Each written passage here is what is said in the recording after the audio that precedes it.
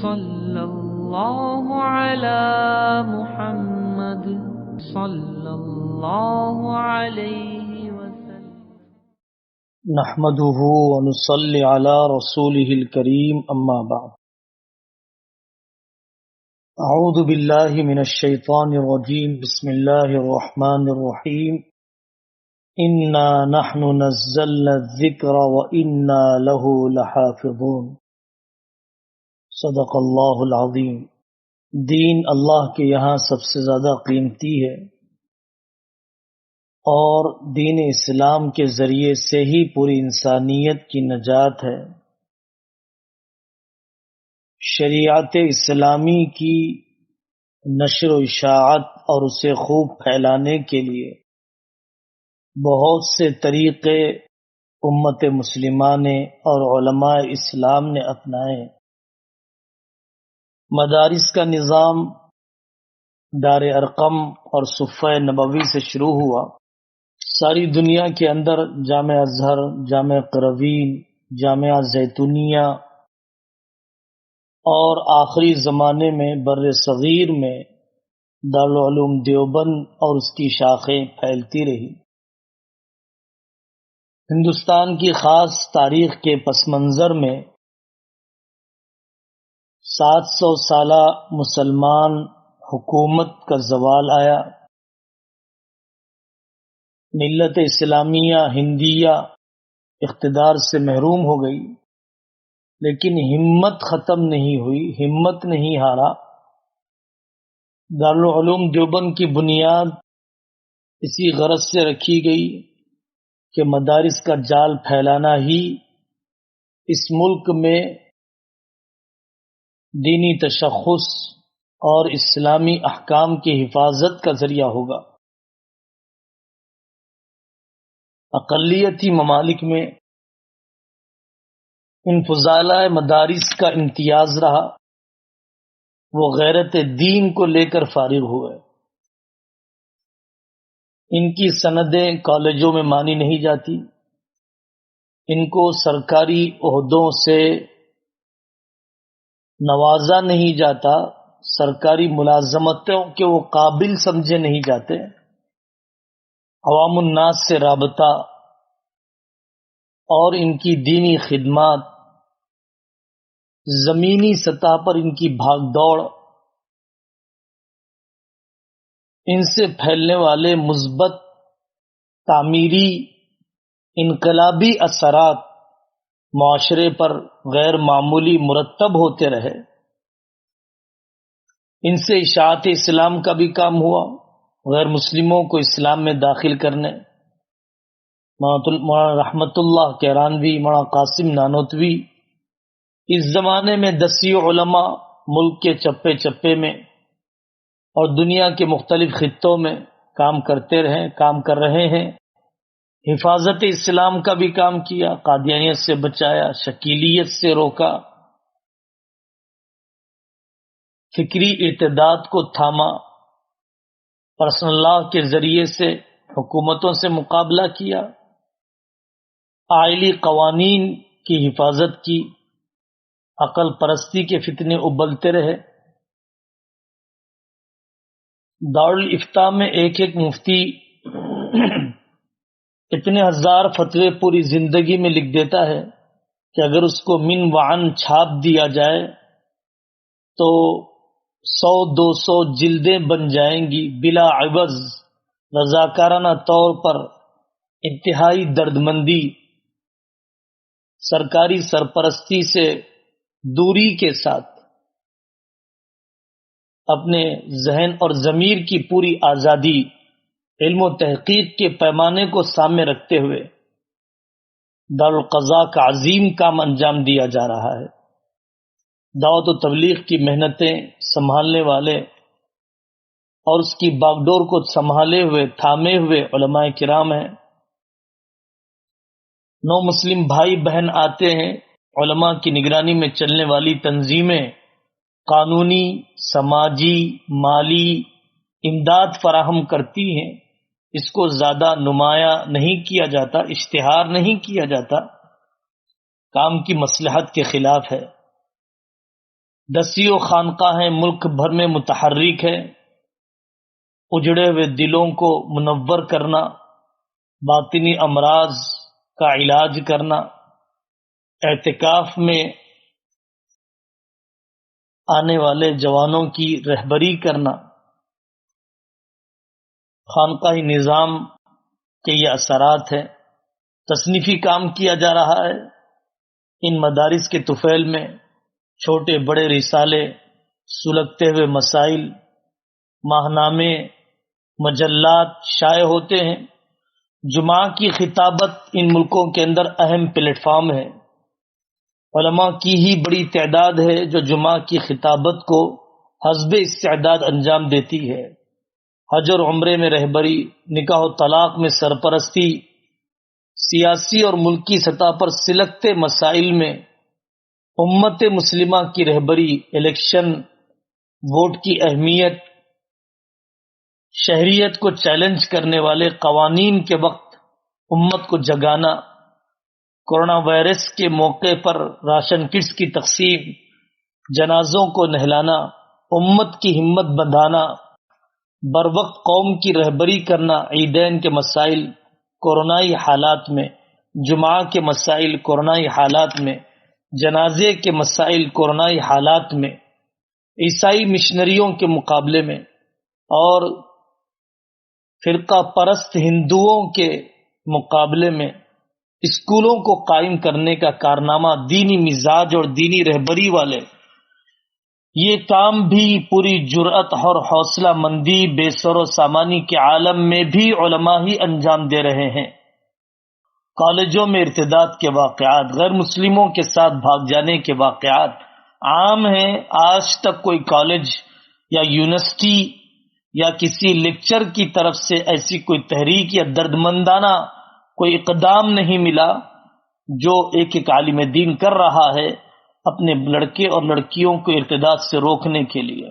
امامت اور مؤذنی کی جفاکشی والی خدمت، انتہائی صبر و تحمل کو چاہنے والی خدمت، انتہائی مواظبت و پابندی کو چاہنے والی خدمت، معاشرے کا انتہائی مظلوم ترین طبقہ کوئی ہے جو اس ذمہ داری کو ایک ہفتے کے لیے نبھا کر بتائے، کوئی عامی ہے جو اس بوجھ کو سنبھال کر بتائے۔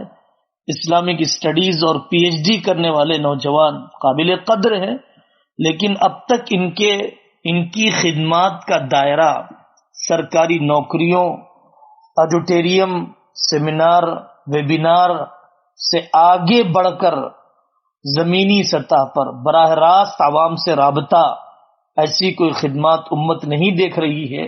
بڑی بڑی تنخواہوں کے باوجود، اونچے اونچے مکانات کے باوجود، مہنگی مہنگی ملازمتوں کے باوجود مکاتب کا قیام، ایک حافظ قرآن پورے دیہات کے ایمان کو سنبھالے ہوئے ہوتا ہے۔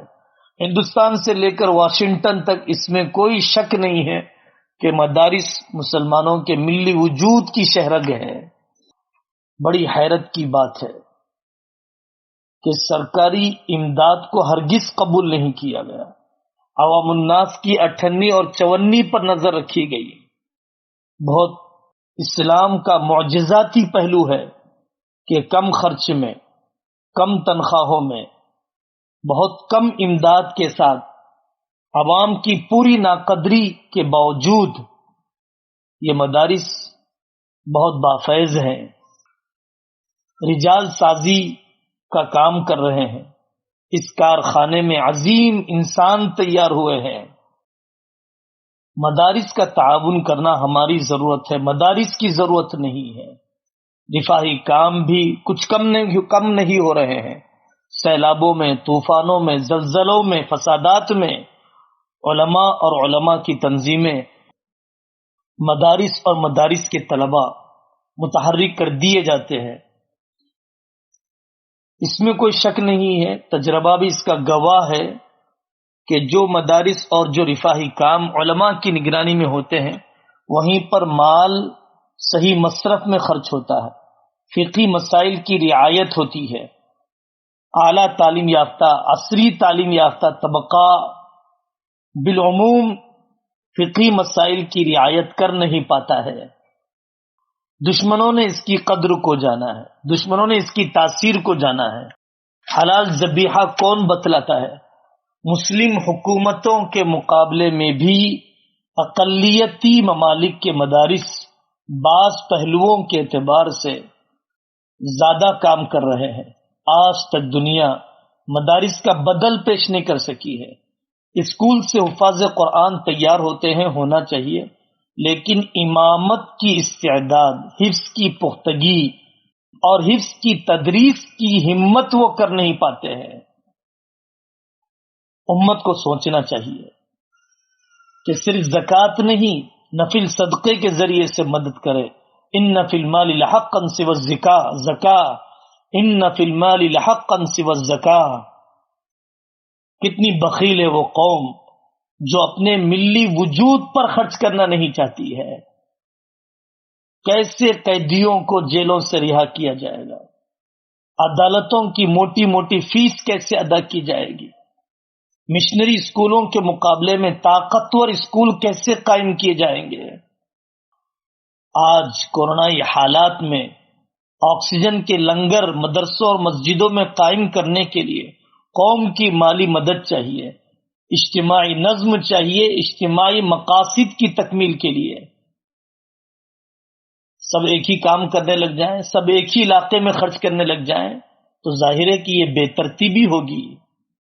امت کے نوجوانوں کی جو اعلیٰ تعلیم حاصل کرنا چاہتے ہیں، ان کی تعلیمی فیس ادا کرنے کے لیے ہم مانتے ہیں کہ بہت سارے مدارس میں بدعنوانیاں ہیں، ہمیں احساس ہے کہ اس میں بہت سارے لوگ بے اصولی کرتے ہیں، لیکن بدعنوان اور دغے باز مدارس کے وجہ سے صحیح، منظم، مؤثر، مفید مدارس کو نظر انداز نہیں کیا جا سکتا، تہمت نہیں لگائی جا سکتی، تلاش کیا جائے ان کو، قدر کی جائے ان کی، تعلیمی اور مالیاتی نظام سے مکمل واقفیت حاصل کر کے اس کا تعاون کیا جائے۔ بہت خرچ کر دیا آپ نے فنکشن ہالوں کی چمک دمک پر، شادی کے اخراجات پر، ولیمے کی ناجائز رسموں پر، سانچک اور جماگی پر، بہت لٹ گیا ہمارا مال۔ برتھ ڈے میں اولاد کی ناجائز تمناؤں کی تکمیل کے لیے، عقیقے اور ختنے کے ناجائز لوازم پر، کاروں کے بدلنے پر کتنی دولت لٹ گئی، فون کے بدلنے پر کتنا روپیہ ہمارا ضائع ہو گیا، کپڑوں کے انبار ہیں الماریوں میں، جوتیوں کے ایک سے زیادہ جوڑے رکھے ہوئے ہیں ہمارے گھر کے شیلفوں کے اندر، اس کے باوجود ہماری شاپنگ رکتی نہیں ہے۔ بے صرف بے مصرف کتنا خرچ ہو رہا ہے، دیواروں کے چمکانے پر، فانوسوں اور جھومروں کے گھر میں لگانے پر کتنا بے محل لگ رہا ہے، اپنے گندے ریچارج پر۔ قوم کو سوچنا چاہیے، خصوصاً ان حالات میں مدارس کی آمدنی یا تو چرم یا تو رمضان میں دیے جانے والے زکوٰۃ و صدقات، چرم قربانی چمڑے کی قیمت گھٹ گئی، گھٹا دی گئی، اب سوائے رمضان کے زکوٰۃ و صدقات کے کچھ نہیں رہا۔ اپنے گھر کو بھی تو ٹٹولیے کہ اس معاشی بحران میں کیا گوشت آنا رک گیا؟ کیا عید کی خریداری رک گئی؟ کیا زبان کے چٹوروں میں ہم نے کوئی قناعت یا کفایت شعاری سے کام لیا؟ ہم مدارس پر ہی خرچ کرتے ہوئے ہمیں مہنگائی کیوں یاد آ جاتی ہے؟ ملی کاموں پر لگاتے ہوئے ہی ہمیں معاشی بحران کیوں یاد آتا ہے؟ لاک ڈاؤن کی وجہ سے خدام دین کی بطور خاص رعایت کرنا چاہیے، وہاں پر اپنے مال کو لگانا چاہیے۔ بلائیں اسی سے ٹلیں گی، وبائیں اسی سے ہٹیں گی۔ صدقۃ السر تقی میتۃ السوء، بادروا بالصدقۃ فإن البلاء لا يتخطاها۔ شرم آتی ہے دوسری تنظیموں سے موازنہ کرتے ہوئے۔ عیسائی دعوتی تنظیمیں، عیسائی قوم اپنے بجٹ کا کتنا حصہ لگا رہی ہے؟ شرم آتی ہے سکھ قوم کے کھانے کے لنگروں کو گرودواروں کے سامنے دیکھتے ہوئے، شرم آتی ہے ہندو بھائیوں کے آشرموں میں پائے جانے والے مختلف قسم کے رفاہی کاموں کو دیکھتے ہوئے۔ ہمیں تو زکوٰۃ دیتے ہوئے جان نکل جاتی ہے۔ کتنے لوگ ہیں جو نفل صدقے کی بھی ترتیب بنا چکے ہیں، اپنی کل آمدنی کا چوتھا حصہ، 10واں حصہ، 20واں حصہ اجتماعی مفاد پر خرچ کرنے کے لیے۔ بڑی شکایت ہوتی ہے کوئی غیر سودی قرض ہمیں نہیں دیتا۔ ہم نے کتنا خرچ کیا ہے غیر سودی بینک قائم کرنے کے لیے۔ ہمیں ناراضگی ہوتی ہے اپنے جوانوں کی بے روزگاری پر۔ ہم میں سے کتنے لوگ ہیں جو اپنی صلاحیتیں لگانا چاہتے ہیں امت کے جوانوں کو برسر روزگار کرنے کے لیے۔ مدارس کو کمزور نہ کیجیے۔ ہم منع نہیں کرتے عصری تعلیم پر خرچ کرنے سے، ہم منع نہیں کرتے رفاہی کاموں پر لگانے سے، لیکن اس بات کا انکار نہیں ہے کہ مدارس ہماری ترجیحی ضرورت ہے۔ مدارس پر خرچ کرنا اس وقت کا ترجیحی کام ہے۔ دوسرے سارے کاموں کا احترام اور اس کا اعتراف کرتے ہوئے اس کے ذریعے سے بجلی پہنچے گی دیگر شعبہ جات میں بھی۔ اللہ تبارک و تعالی ہم سب کو صحیح مصرف میں اپنے جان و مال لگانے کی توفیق عطا فرمائے۔ وآخر دعوانا ان الحمد للہ